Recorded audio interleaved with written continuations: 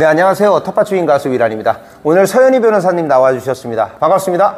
안녕하세요. 서현희 변호사입니다. 네, 농막에 대해서 서현희 변호사님께서 늘 좋은 정보를 주시고 계십니다. 우리 구독자님들 늘 말씀드리지만 우리 서현희 변호사님 친절한 변호사 서현희 유튜브도 하고 계시는데 농촌에 대한 관심이 굉장히 많으시고 앞으로도 그런 영상을 많이 올리고 계시니까 우리 구독자님들 도움 받으실 일이 많습니다. 그래서 친절한 변호사 서현희 유튜브 구독 꼭 좀 부탁드리겠습니다. 늘 우리 구독자님들께 좋은 정보를 주시는 서현희 변호사님, 저희가 해드릴 거는 구독밖에 없을 것 같습니다. 네, 변호사님, 근데 요번에 농막법에 대해서 개정안이 발의가 됐는데 지금 우리 구독자님들이 지금 혼돈이 굉장히 많습니다. 그래서 제가 이제 우리 서현희 변호사님께서 오늘 좀 많은 정보를 또 갖고 오셨어요. 그래서 제가 디테일하게 좀 알아보려고 하는데 궁금한 게 있습니다. 기존 농막이 어떻게 되느냐 지금 물어보시는 분들이 많아요. 그러면은 기존 농막은 어떻게 해서 체류용으로 갈 수 있고, 체류용으로 안 갈 경우에 기존 농막인 상태에서 처마, 데크, 정화조, 주차장 이런 부분을 물어보세요.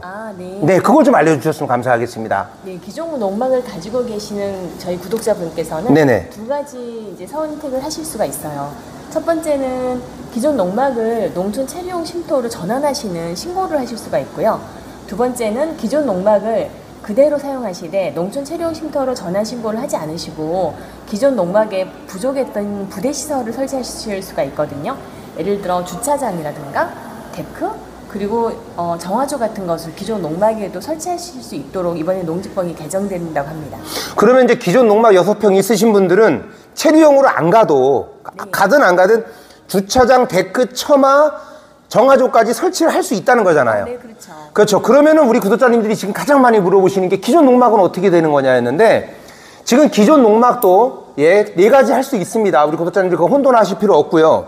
그러면은 이제 절대농지하고 농업진흥구역에 대한 질문이 되게 많아요. 그래서 저희가 우리 구독자님들이 궁금해 하시는데 그럼 절대농지와 농업진흥구역에 대해서는 이게 가설건축물 체류용 쉼터가 가능한가? 이건 어떻게 되는 거죠?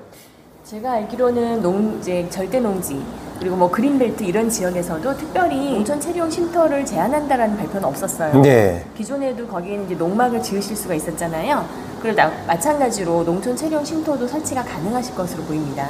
예, 그러니까 물론 더 디테일한 거는 지자체마다 조금씩 이 법이 다르기 때문에 직접 지자체 전화하셔가지고 담당 공무원하고 통화하시는 게 제일 어떤 부분에선 빠릅니다. 그런데 일단 그렇게 지금 발표가 되고 있습니다. 기존 지역에서도 지난번에 말씀드린 대로 신고가 되지 않는 지역이 있었습니다. 예를 들어 방제 지역이라든가 뭐 상수원 수질 관리 지역이라든가 위험 지역이라든가 이런 부분에서는 어차피 설치가 안 되시니까 소방 도로가 없는 부분 이런 기존 조건은 똑같다고 보셔야 될 것 같아요. 네, 그리고 저는 변호사님 이번 발표에 대해서 솔직히 저는 좋은 것도 있고 나쁜 것도 있고 모든 게요 마음에 들 수는 없죠. 그런데 원래 우리 농막에서 잠도 못 자게 하고 막 진짜 우리를 범죄자 취급하고 그랬었는데 그래도 이렇게 완화된 것만 해도 좀 부족함이 있다 하더라도 고맙게 생각해야 된다라는 저는 개인적으로 생각을 그래요.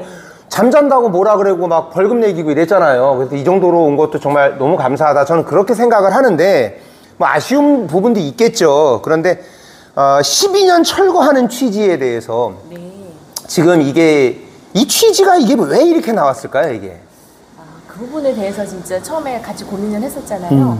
근데 가설 건축물이라고 하는 것이 영구적인 건축물은 아니다 보니까 시간이 흐르면 관리 상태가 나빠질 수도 있고 또 시설이 노후화해서 안전 문제가 발생할 수도 있습니다. 그래서 가설 건축물은 영구히 쓰지 않는 것으로 생각을 하고 12년 정도까지 갱신해서 쓰고 그 이후에는 철거하도록 하는 것은 안전상의 문제 때문이었던 것 같아요.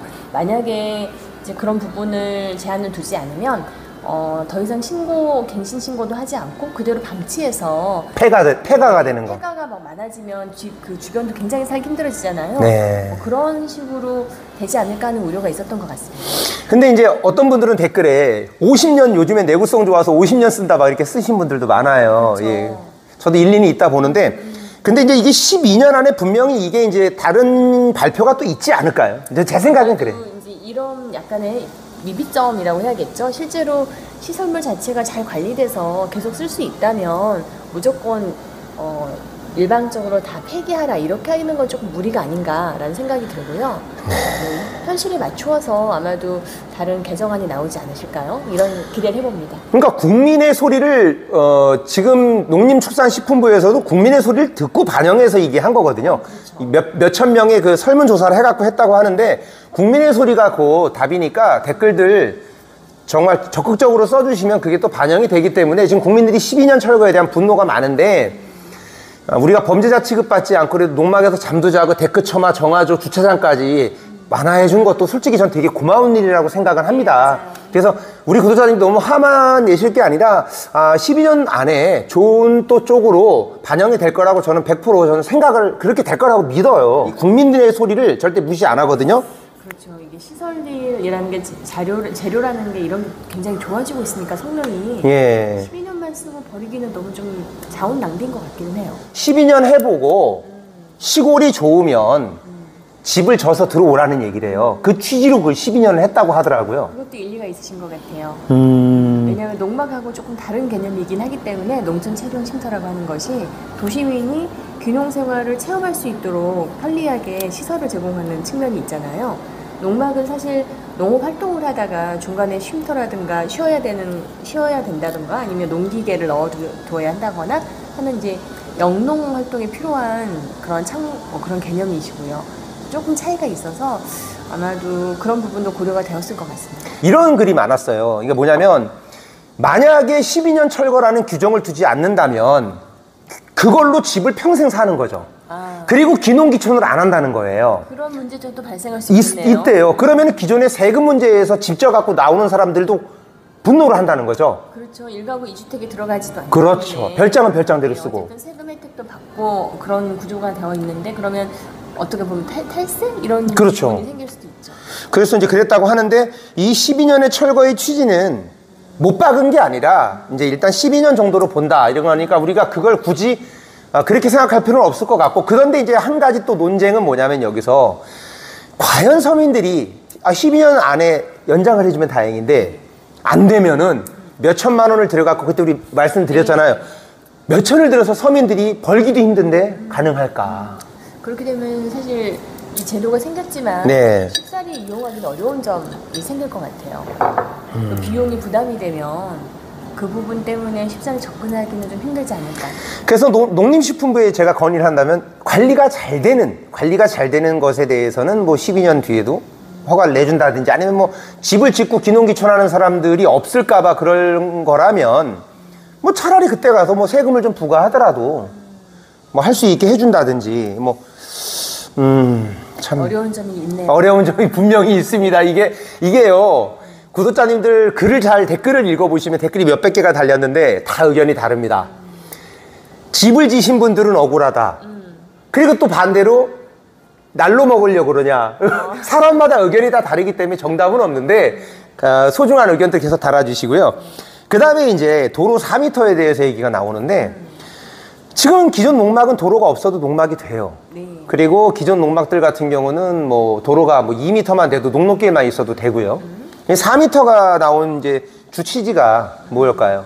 도로 4m가 나온 주 취지가 아마 4m 도로에 접해 있어야 된다는 얘기일 거예요. 그래서 4m 도로가 농촌 체류 쉼터까지 연결되는 게 아니라 4m 도로에 접해 있는 도로가 있어야 된다로 제가 이해를 하고 있고요. 그게 이제 소방도로, 뭐 전용 소방도로는 아니지만 소방차가 오고 갈 진입 가능. 네, 그런 도로여야 하기 때문에 그런 규제가 있는 것 같습니다. 그러면 이제 이 도로가 지자체에 전화를 해서 그건 공무원 재량에 의해서도 좀 달라질 수 있을 것 같아요.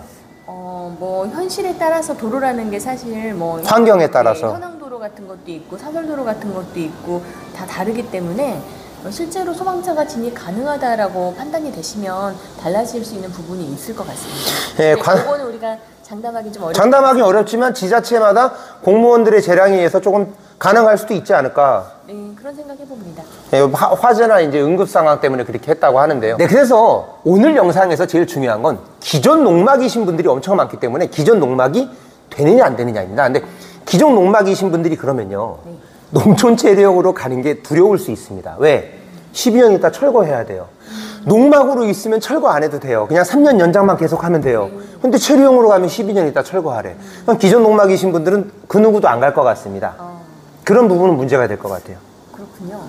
왜냐면 만약에 철거한다. 농막도 근데 원래 그 가설 건축물이라 이것도 아마 연한이 있을 거예요. 근데 농막은 3년 연장 계속 해줍니다.